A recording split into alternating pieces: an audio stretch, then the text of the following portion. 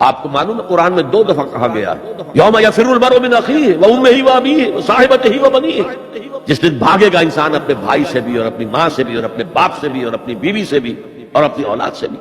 کیوں؟ نفسی نفسی نفسی نفسی نفسی نفسی، مجھے بچا لیا جائے، مجھے بچا لیا جائے، میری اولاد کو جھونک دو، میرے ماں باپ کو جھونک دو، میری بیوی کو جھونک دو، بیوی کہے گی میرے شوہر کو جھونک دو، مجھے بچا۔ یہی نفسی نفسی دنیا میں رہے آپ کی، مجھے اپنے آپ کو بچانا ہے سب سے پہلے، اور پھر مجھے اپنے سب سے پہلے آل اولاد کو بچانا ہے۔ یا ایھا الذین آمنوا قوا انفسکم واہلیکم نارا، اے ایمان والو بچاؤ اپنے آپ کو اور اپنے اہل و عیال کو آگ سے۔